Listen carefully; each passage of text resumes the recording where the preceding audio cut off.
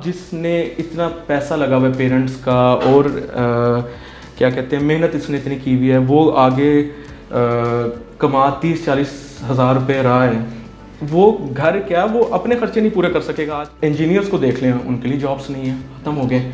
अब इसमें क्या हो रहा है, मैक्सिमम लोग इस तरह भी हैं जो पढ़े लिखे हैं लेकिन उनके पास इतना नहीं है पैसे, वो क्या करेगा, वो तो डिप्रेशन में, एंजाइटी में, वो तो अगर ये मुल्क के हालात 1 साल के अंदर अंदर ना कुछ बेहतर हुए ना कुछ हुए, आज से 10 साल बाद आप देखना, जो 10 साल बाद जो जनरेशन आएगी ना वो किसी काम की नहीं होगी, किसी काम की नहीं होगी वो जनरेशन। एक इंसान खुद भूखा रह लेगा लेकिन अपने बच्चों को सफ़र होता है वो कभी नहीं देखेगा, कभी भी नहीं देखेगा।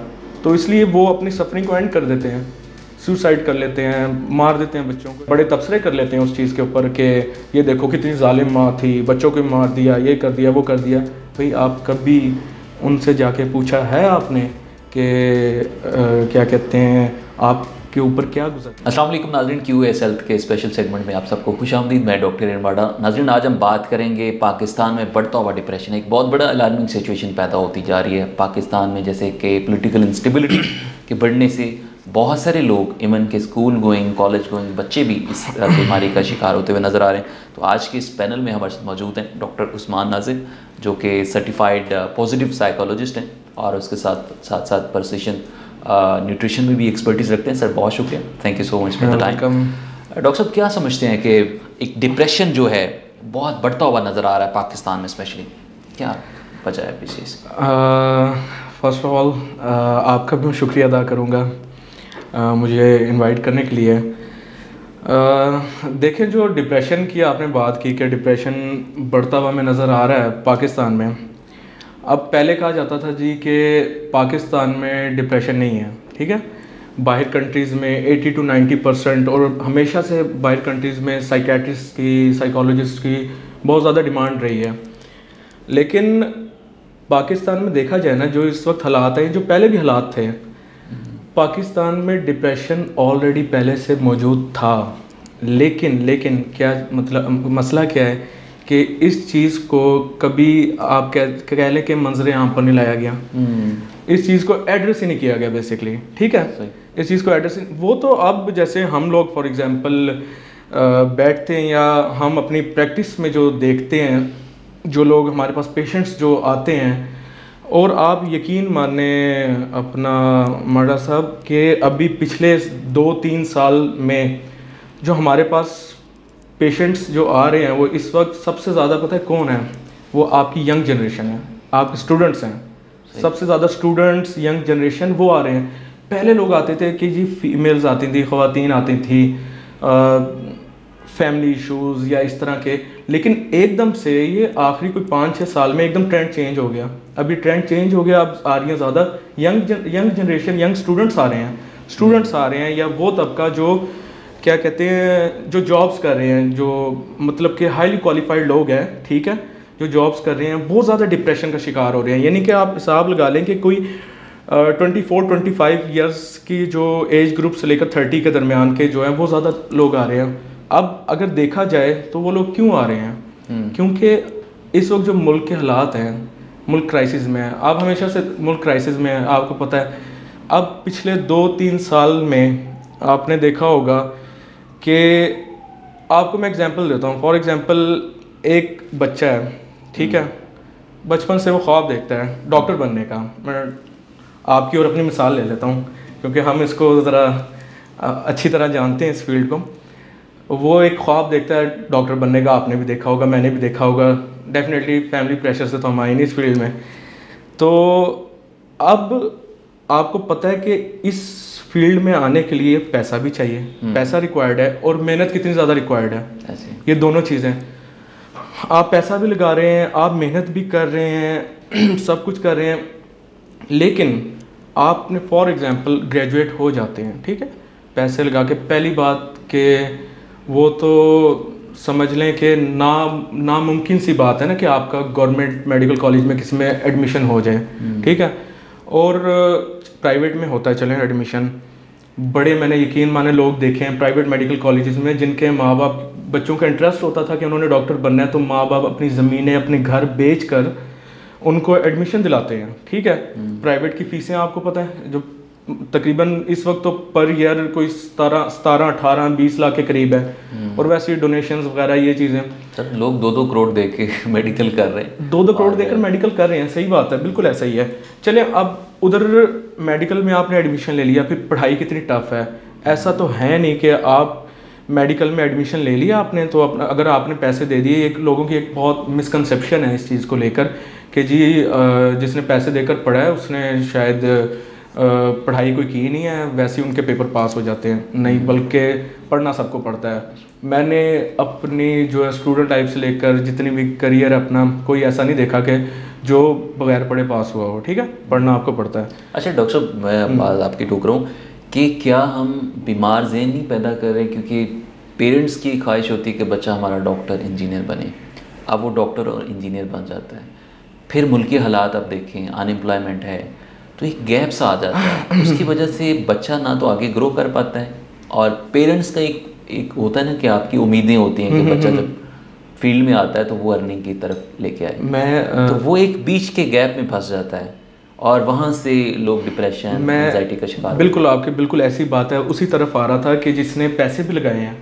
पैसे लगाकर और मेहनत करके दिन रात, वो अब फील्ड में आ गया, फील्ड में आ गया, जॉब्स हैं ही नहीं, जॉब्स हैं ही नहीं। गवर्नमेंट की सीट्स पड़ी हुई हैं, पीपीएससी की सीट्स का मुझे जहाँ तक ख्याल है पिछले साल के इंटरव्यूज़ हुए हुए हैं, 1 साल हो गए और कोई पता नहीं। ठीक है, गवर्नमेंट सीट्स ही नहीं है।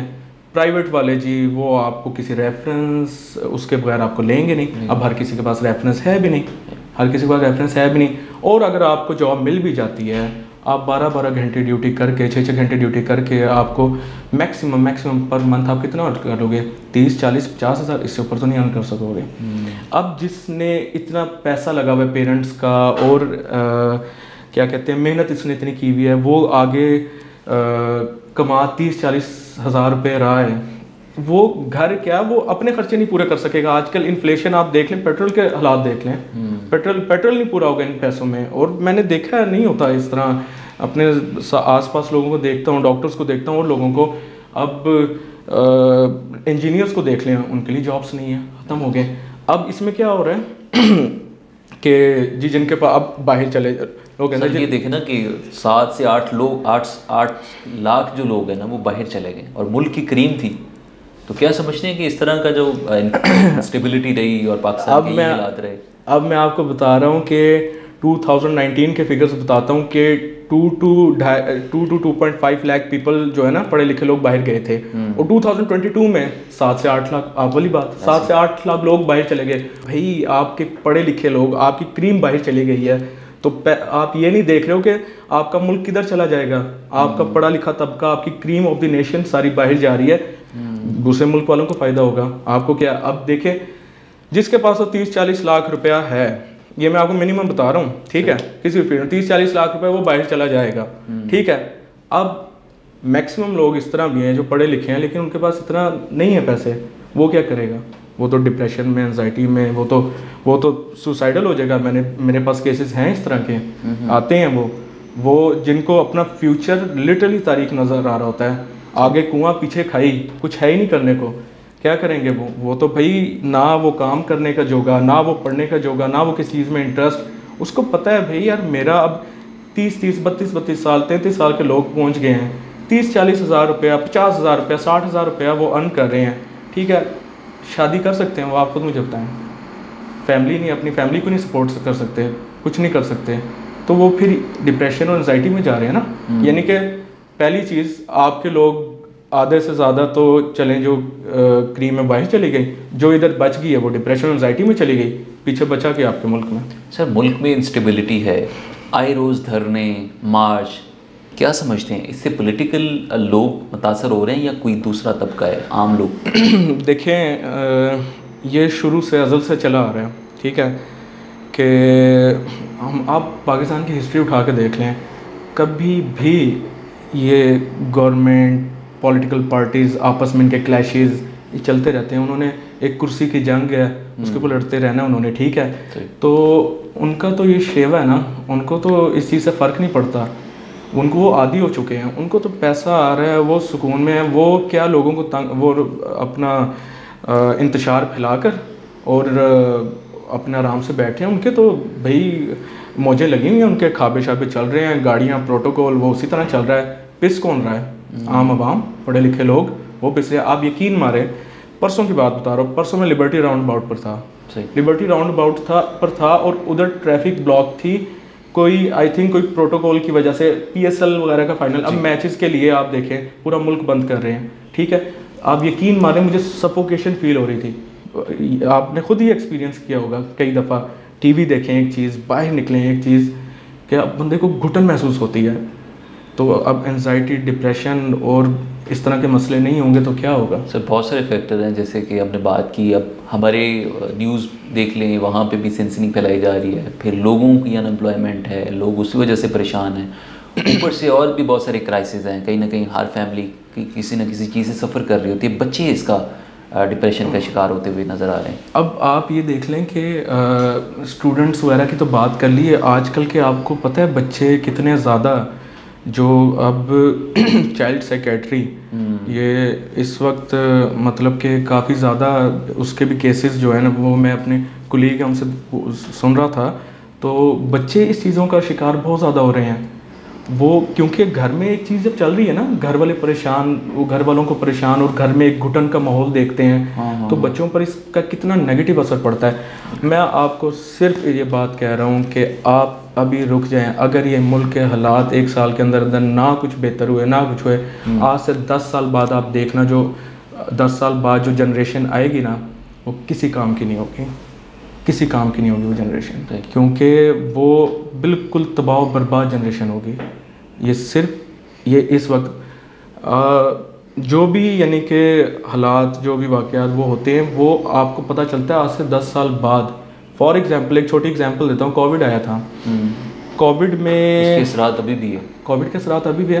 कोविड में मैंने एक इंटरव्यू आपके चैनल में दिया था, मैं इधर बैठा हुआ था, तो मैं बात यही कर रहा था उस वक्त कोविड में, जब कोविड पीक पर था, तो उन्होंने बात की कि कोविड के डिप्रेशन वगैरह लोग ले रहे हैं, डेथ्स हो रही हैं। मैंने कहा नहीं, अभी नहीं, कोविड जब ख़त्म होगा ना, आज से 1-2 साल बाद, फिर देखना कितने डिप्रेशन एंजाइटी के केसेस निकलेंगे। PTSD, post traumatic stress disorder, वो बाद में आएंगे असरात, तो वो निकल रहे हैं, अभी लोग आ रहे हैं, आते हैं लोग। जी हमारे कोविड में मदर की डेथ होगी, फादर की डेथ होगी, इसकी डेथ होगी, उसकी डेथ होगी, तो उस वजह से हम स्ट्रेस और एंजाइटी में चले गए। अब वो, और उस वक्त जो लोगों ने अपने आप को क्वारंटीन किए रखा, मीडिया ने अलग इंतशार फैलाए रखा, तो उस वजह से लेकर उस वजह यानी कि उस स्ट्रेस के जो असरात थे वो लोगों पर लॉन्ग टर्म चले हैं। आप क्या समझते हैं कि एंजाइटी, स्ट्रेस वो कोई ऐसी बीमारी तो नहीं है आप दवाई देंगे वो ठीक हो जाएगी? ये आपका पीछा नहीं छोड़ती है जब तक इसको प्रॉपर काउंसलिंग, ट्रीटमेंट, इसका काउंसलिंग के साथ मेडिकेशन, साथ काउंसलिंग, सारी चीज़ें चलती हैं, आपका पीछा नहीं छोड़ती। सर मुल्क में बेरोज़गारी बढ़ गई है, जो मेडिकल लोग हैं, जो एक लाइन से नीचे ज़िंदगी गुजार रहे हैं, उनकी ज़िंदगियों में बड़ा परेशानी आ गई है, तो क्या समझते हैं कि इस तरह इसको कैसे हम मैनेज कर सकते हैं? एक इंसान जिसके घर में बीवी बच्चे हैं, ठीक है, उसने घर का किराया भी देना है, बिजली का पर यूनिट आप देखें किधर पहुंच गया, बिजली का बिल देना है, वो घर का किराया देगा, 15 से 20 हज़ार उसका किराया, अगर एक कम से कम बात कर लें, ठीक है, 15 से 20 हज़ार किराया, बिजली का बिल, 20 से 25 हज़ार उसका इधर निकल गया, और वो मंथली उसकी अर्निंग कितनी है? 30,000। क्या ग्रॉसरी करेगा, क्या खिलाएगा बच्चों को? क्या वो तो भाई वो तो कहेगा मैं इनको भी मार दूँ, खुद भी मर जाऊँ। बिल्कुल, सुसाइडल रेशियो बढ़ गई। हाँ, वो तो कहेगा मैं खुद भी मैं इनको भी मार दूँ, वो नहीं सफ़र। अब एक इंसान खुद भूखा रह लेगा, लेकिन अपने बच्चों को सफ़र होता है वो कभी नहीं देखेगा, कभी भी नहीं देखेगा, तो इसलिए वो अपनी सफरिंग को एंड कर देते हैं, सुसाइड कर लेते हैं, मार देते हैं बच्चों को। इसको हम तो मीडिया में बड़े वो चला देते हैं ना, इधर बच्चों को मार दिया, ये कर दिया, और घर पर बैठे हम वो क्या कहते हैं, बड़े तबसरे कर लेते हैं उस चीज़ के ऊपर कि ये देखो कितनी जालिम माँ थी, बच्चों को मार दिया, ये कर दिया, वो कर दिया। भाई आप कभी उनसे जाके पूछा है आपने कि क्या कहते हैं आपके ऊपर क्या गुजर रही थी? जब अपने बच्चे को एक माँ अपने बच्चे को रोता हुआ तड़पता देखती है और उसके पास उसको दूध पिलाने के लिए पैसे नहीं, दूध खरीदने के लिए पैसे नहीं होते और बच्चा उसका 2-3 दिन से भूखा हो, तो वो क्या करेगी? वो तो फिर इन द एंड वो उसको भी मार देगी, खुद भी मर जाएगी ना। तो इसलिए सुसाइड रेट्स बढ़ रहे हैं, बहुत ज़्यादा बढ़ रहे हैं। तो अब आप मुझे हैरत होती है, मैं कभी सोचता हूँ ना, मुझे हैरत पता किस चीज़ की होती है कि आपको पता है हज़रत उमर रज़ी अल्लाह अन्हु वो अक्सर इस चीज़ को सोचते थे और इस चीज़ पर खौफज़दा होते थे और इस चीज़ पर रोते थे कि यार मैं एक पूरी राया का, एक पूरी जो मेरी सल्तनत है वो सारी मेरी ज़िम्मेदारी है। मेरी सल्तनत है, एक कुत्ता भी भूखा रह गया ना तो मुझे उसका हिसाब देना पड़ेगा। वो रात को गलियों में फिरा करते थे, ठीक है, दरख्त के नीचे सोते थे, घर के अंदर नहीं सोते थे, दरख्त के नीचे सोया करते थे, सिर्फ इसलिए लोगों को देखने के लिए। लोगों के घरों के बाहर से गुजरा करते थे कि किसी के घर से रोने की आवाज़ तो नहीं आ रही, कोई भूखा तो नहीं है। और इधर हमारे हुक्मरान क्या हालात हैं उनके। मुझे तो बड़ी हैरत होती है कि इनकी तो कब्र में टांगे क्या, पूरे कब्र में घुस गए हैं, ये सारे इनके बाहर हैं। इनको अभी भी ख्याल नहीं आता भाई, ये सिर्फ ये सोच लेना एक दफ़ा, इन लोगों को फिर मरने जीने पर से ईमान उठ गया इनका। इनकी अल्लाह ताला ने रस्सी इतनी ढीली कर दिया, इनको तो लग रहा है शायद मरना ही नहीं या फिर शायद हिसाब होना ही नहीं है। आप हिसाब लगा लें, पाकिस्तान की आबादी कितनी होनी है? ऑलमोस्ट 25 करोड़ तक होनी है एस्टिमेटेड, ठीक है, 25 करोड़ 25 करोड़ आबादी का एक बंदे का हिसाब अगर ये देने लग जाएं तो इनका क़यामत का दिन कितना, कहाँ तक इनका हिसाब तो ख़त्म ही नहीं होगा। इनका हिसाब तो ख़त्म ही नहीं होना है, क्योंकि हिसाब तो इन्होंने एक बंदे का देना है ना। इनका तो हिसाब ये सोचते नहीं है चीज़, क्यों इनके दिलों पर मोहरें लग गई हैं। ये अल्लाह ने बता रहा हूँ कि रस्सी ढीली छोड़ दिया। तो बस अब यही है कि अब तो यकीन माने लोगों को इस तरह के कोई पेशेंट आते हैं ना, उनको ये कहते हुए ना मुझे भी शर्म आती है कि बी पॉजिटिव, अच्छा सोचो, अच्छा होगा, अच्छा गुमान करें, आप ये करें वो करें, कोई बात नहीं, ये टाइम में वक्त गुजर जाएगा। और दिल ये कह रहा होता है कि भाई पिछले 15 से 20 साल हो गए हैं, वक्त ऐसे ही है, वक्त कोई नहीं गुजरा, बद से बदतर होता जा रहा है। तो अब मैं इधर सामने बैठा मेरे बंदा, मैं जिसको काउंसल कर रहा हूँ कि ठीक है ये वक्त गुजर जाएगा, आप हौसला रखें, वो रखें, तो मैं तो झूठ ही बोल रहा हूँ, तसल्ली दे रहा हूँ ना।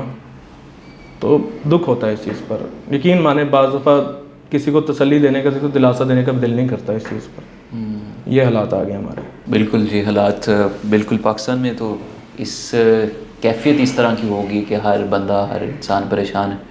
तो आज का जो सेगमेंट है अपने अख्ताम को पहुँच रहे हैं। डॉक्टर उस्मान नाज़िर अपनी कीमती आरा से हमें आगाह कर रहे थे और बता रहे थे कि पाकिस्तान में इन्फ्लेमेशन की कितनी सिचुएशन है और इस बढ़ते हुए रुझान को हम कैसे कम कर सकते हैं। तो आज का सेगमेंट अपने अख्ताम को पहुँचा। अपने मेज़बान डॉक्टर इरम आडा की इजाज़त दीजिए। अल्लाह ने के बाद।